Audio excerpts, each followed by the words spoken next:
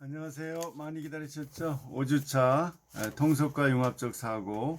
오늘 이 창의융합 콘서트 우리 교재의 액트 4 디자인의 엉덩이는 왜 뜨거워졌을까? 박진우 씨의 이야기를 함께 들어보면서 우리 생각을 나누어 보겠습니다.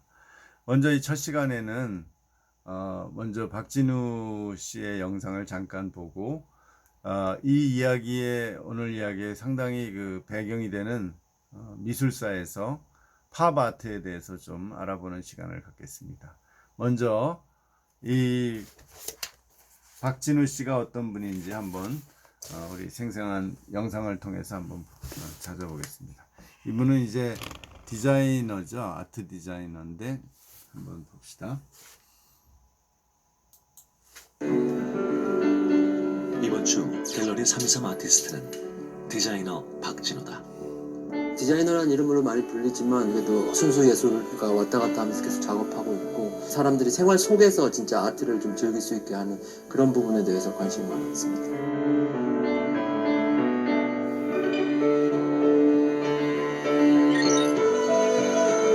팝아트의 영향을 많이 받은 세대고 그리고 MTV라는 대중문화 그걸 보면서 성장한 세대이기 때문에 비주얼적인 재밌는 부분들을 가지고 어떤 사회 문제점이나 이런 것들도 풍자하고 제 작품을 많이 늘려고 하고 있습니다.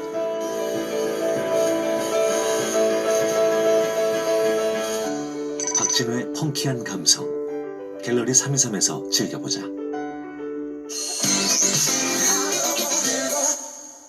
일단 전재한 씨께서 되게 극찬을 하면서 소개를 해주셨는데 어떠세요? 나름 시크하게 하신 것 같아요. 그래요? 근데 뭐 앤디 워홀은 제가 워낙에 항상 세뇌하던 부분이라 잘 되고 되게 잘 되군요.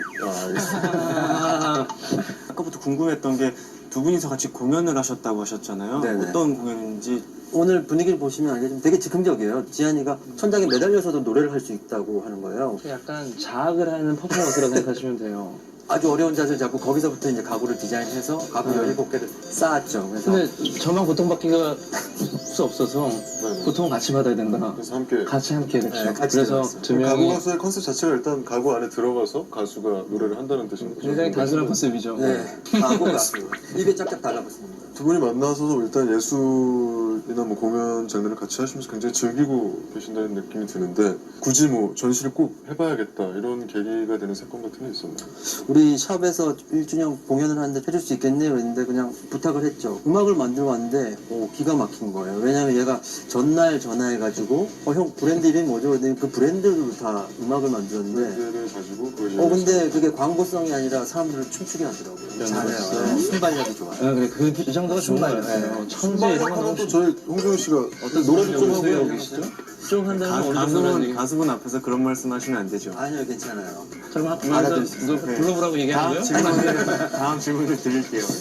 네, 전지현 씨가 박진욱 씨 작품을 보고 영감을 받아서 노래를 만들고 계신다고 하는데 뭐 이제 가사적인 것도 형한테 부탁을 해가지고 저희 음악에 가사를 쓰게 됐었어요. 굉장히 형이상학적인 가사를 써서 네. 관성의 법칙이라고. 관성의 법칙이라는 네. 몹시 힘들었던 기억이 나죠.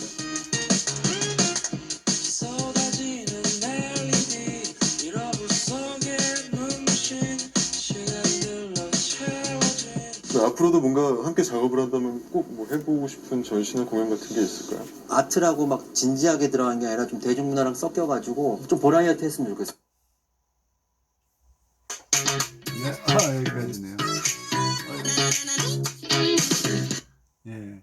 그런데 이제 이 박진우 씨가 이제 상당히 뜬 것 같은데 그동안 이 박진우 씨를 이해하려면요, 이분의 모든 아이디어가 어디서 나왔냐면 바로 이 팝아트라는 현대 예술 분야에서 나왔습니다. 여러분도 이미 아는 분은 아시겠지만 팝아트가 주로 미국에서 1960년대, 70년대 아주 대중의 유명세를 탔는데 그 스타들이 있어요. 그 두 사람만 소개를 하려고 그러는데 우선 동유럽의 지금 유고 지방이 옛날 유고 그쪽에서 이민 왔던 2세대 앤디 워홀이라는 사람이고요. 그 다음에 또 하나는 이제 유명한 우리나라에도 저 리움에 있는 눈물이라는 그 리히텐슈타인의 그림이 있죠. 그 사회적으로 화제가 되기도 했었는데 이제 그 리히텐슈타인 두 사람을 보겠습니다. 그래서 이 박진우 씨의 영감이 어디서 나오는지 먼저 앤디 워홀이라는 사람과 그 예술에 대해서 보겠습니다. 오늘은 앤디 워홀에 대해서 이야기해 보도록 하겠습니다. 이렇게 생긴 아저씨예요. 이게 은발이고요. 안경을 자주 썼다고 합니다. 특히 선글라스를 자주 썼다고 해요.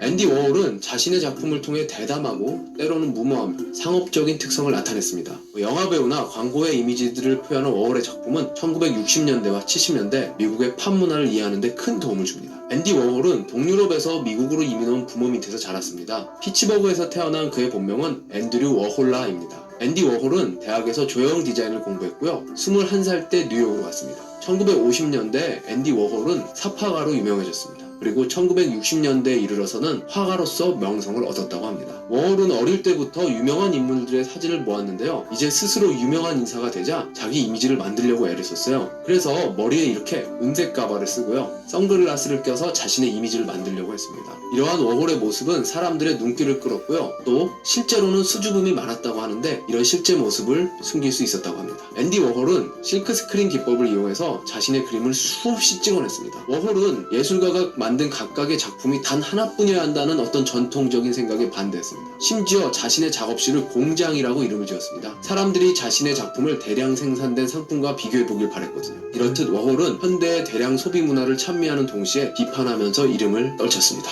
앤디 워홀은 공장이라고 불린 자신의 작업실에서 이런 작품들을 만들어냅니다. 이 작품은요, 캠벨 수프라는 작품이에요. 실제 캠벨 수프라는 있는 상품의 작품입니다. 당시 미술계는 큰 충격을 받았습니다. 메이드 인 USA가 최고라는 미국인의 자존심을 확인시켜줬다는 찬사와 함께 미술을 천박하게 타락시켰다는 비난도 거셌습니다. 워홀은 팝아트라는 새로운 사조의 선구자로 등장하여 20세기 후반 젊은이들의 우상이 되어 1960년대 중심 인물로 우뚝 섰습니다. 사이케델릭 시대의 우상으로 워홀은 정치, 문화, 예술, 영화, 스포츠 등에서 이름을 날려 대중의 사랑을 받던 스타들의 초상화를 실크스크린 인쇄로 대량 생산하여 미국뿐 아니라 전 세계를 열광시켰습니다. 워홀은 대량으로 생산되는 그의 작품을 만드는 스튜디오를 공장이라 불렀죠. 워홀은 공장이라 불렀던 작업실에서 일하는 예술가들을 노동자라고 부르기도 했습니다. 그는 영화 산업에도 큰 관심을 가지고 있었고요. 전위적이면서 비상업적이며 반획일적인 소위 언더그라운드 영화를 1963년부터 1968년 사이에 60편이나 제작했습니다. 1968년 영화 관련 일을 도와주던 발레리 솔라리스라는 사람이 발사한 총에 치명상을 입었으나 여러 번 수술을 걸쳐 간신히 목숨을 건졌습니다. 하지만 이 총상의 후유증으로 이후 그의 일상생활과 예술활동은 위축될 수밖에 없었습니다. 1970년대를 통해 막대한 부를 축적한 그는 이런 말도 했습니다. 돈을 버는 것은 예술이다. 일도 예술이다. 그러나 사업은 최고의 예술이다. 이 작품은요, 미국의 전설적인 영화배우 마릴린 먼로의 초상입니다. 그녀가 의문의 자살로 생을 마감한 해인 1962년에 제작되었습니다. 이게 원래 처음에 제작된 작품입니다. 캔버스 전체를 여러 가지 색으로 반사되는 금빛으로 칠했고요. 먼로의 얼굴에는 스크린 인쇄로 처리했습니다. 이 얼굴은 1953년 영화 나이아가라에 출연했을 당시의 모습으로 먼로의 전성기 시절입니다. 워홀은 이 작품을 수백만 장을 만들어서 판매했다고 합니다. 일반 대중들은 징계하여 소유할 수 없는 전설적인 톱스타의 초상을 원하는 사람은 누구나 소유할 수 있는 기회를 준 것입니다. 일반 대중의 기호식품인 코카콜라 병이나 캠벨 수프 캔을 예술로 승화시킨 후 워홀은 다음과 같이 말했습니다. 미국의 위대함은 만인이 평등하다는 사실이다. 이를 상징하는 것은 코카콜라다. 대통령도, 억만장자도, 엘리자베스 테일러도 일반 서민과 똑같은 코카콜라를 마실 뿐이다. 더 비싼 돈을 주어도 고급 코카콜라를 마실 수가 없다. 이것이 미국의 자랑이다. 헐리우드 대스타 마릴린 먼로의 초상도 같은 발상의 산물이며 그는 미국 대중예술의 가치를 여기에서 찾았습니다. 이러한 평범한 미국의 일상에서 예술의 주제를 찾고 이를 상업적 목적으로 이용하는 수법이 워홀의 특징이었습니다. 오늘은 앤디 워홀에 대해서 말해봤는데요. 여러분 재밌었나요? 수백만 장의 작품을 공장에서 찍어내듯이 찍어낸 팝아트의 대가. 과연 수백만 장의 작품도 작품으로 볼 수 있는 것인가? 여러 가지 말이 많았습니다. 여러분들은 어떻게 생각하시나요? 댓글에 여러분들의 생각을 나눠주세요. 그럼 예, 우리 뭐 오렌지 팩토리 이런 말 요즘 나오죠. 이걸 이제 앤디 워홀이 처음으로 얘기를 한 거죠. 이제 그 화실이 아니라 팩토리에서 예술을 만들 수 있다. 그런 생각이죠. 그래서 상품이나 배우를 예술의 대상으로 만들어서 예술을 대중문화의 차원으로 끌어내렸고 동시에 새로운 예술을 만든 거죠. 자, 그 다음에 리히텐슈타인을 한번 보겠습니다. 리히텐슈타인 하면 이제 만화, 카툰이 생각나죠.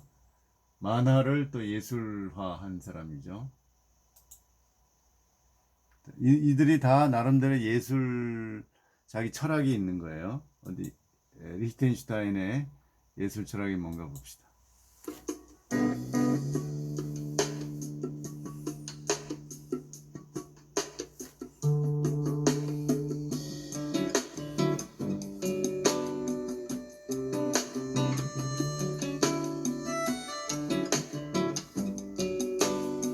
우리 리움의 박물관에, 미술관에 있죠.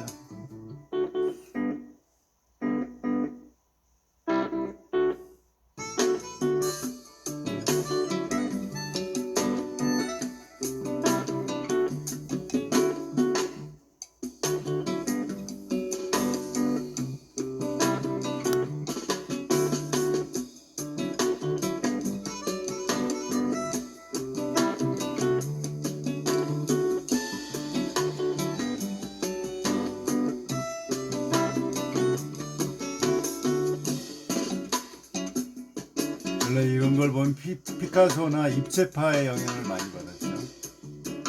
아방가르드에.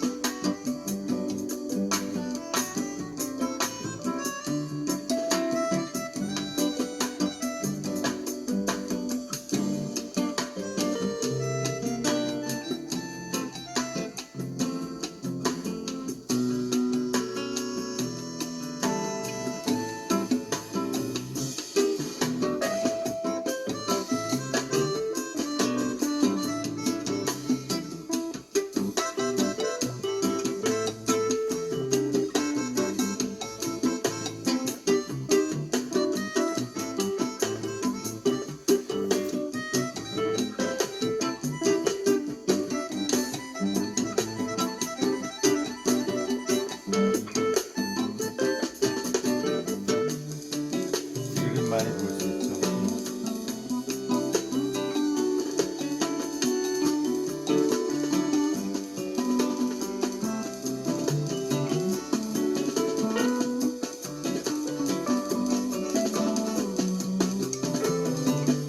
고호의 작품을 이렇게 패러디한 거죠. 그러니까 대중 만화를 이렇게 예술 실크 스크린 기법으로 예술 작품으로 만든 거예요.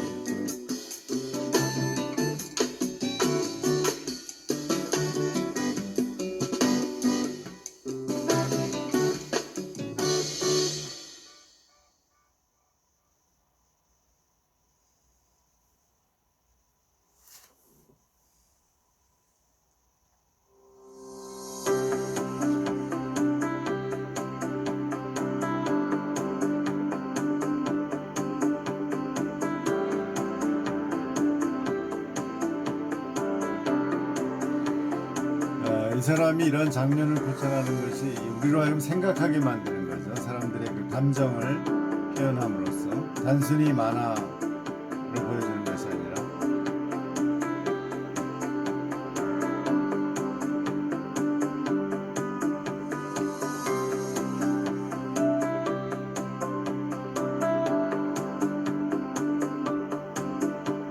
이 작품도 유명하죠.